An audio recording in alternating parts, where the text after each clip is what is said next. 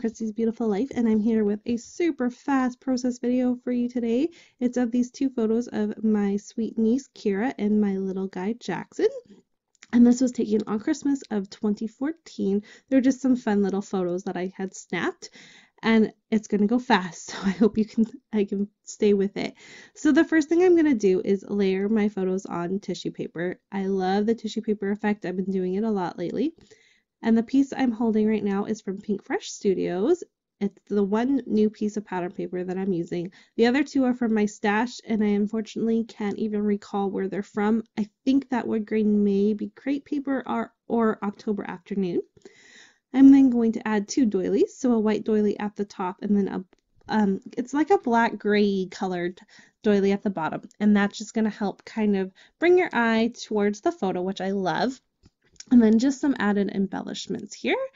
And why I'm scrapbooking a smaller photo layout instead of bigger ones is my favorite of those three photos I've already scrapped and told a different story.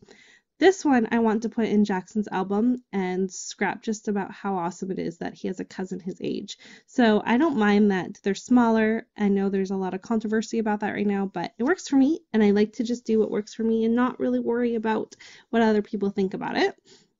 And so that's why they're small photos. And everything else I'm just kind of taken from my stash here. This is all of my December daily stash that I have, and I just wanted to make a layout with what I had before bringing in anything new about Christmas. So the piece of pink that you saw me put down behind my photos, that is from the Maggie Holmes Shine collection. But what I love about it most is it's reading red. So that was what I wanted, and that works perfectly. And then at the very bottom, I'm going to add this piece of, it's a sticker, but it looks like washi tape. It's supposed to read as washi tape. And I've had that for 2 years now, I think. And I love them, but I haven't been able to use them. So I just kitty cornered them on each side, and I like that effect. And then added a piece of ephemera from the Pink Fresh Studios. That's what it's called, right? That little tree. And then it says Merry and Bright, and December is what the other one says. I know it's kind of hard to see, but in the close-ups you will see that.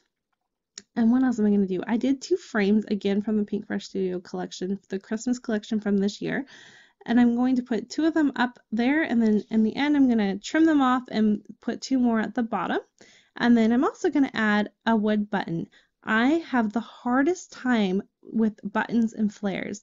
So what I've learned through watching everyone else, and this is what I love about watching other people's processes, is using the nest of thread. It works really well, and it kind of like makes a home for that flare or that wood button, and it's about the only way I can use them nowadays, so it works perfectly. I love it. Again, another pop of red to kind of represent the fact that this is a Christmas layout, even though it may be a little non-traditional in the colors.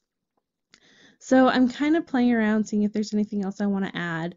And really what's going to happen is I take away that bag because it was the wrong color tone. It wasn't working. I'm going to add those 2 frames. And the other thing that I'm going to point out now, it's really fast, but I'm just kind of pointing with my finger.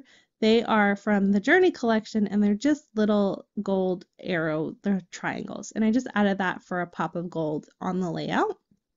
And then I add that little tab. It says to and from, and it's a teal star paper clip at the top. That's going to have cousins on it.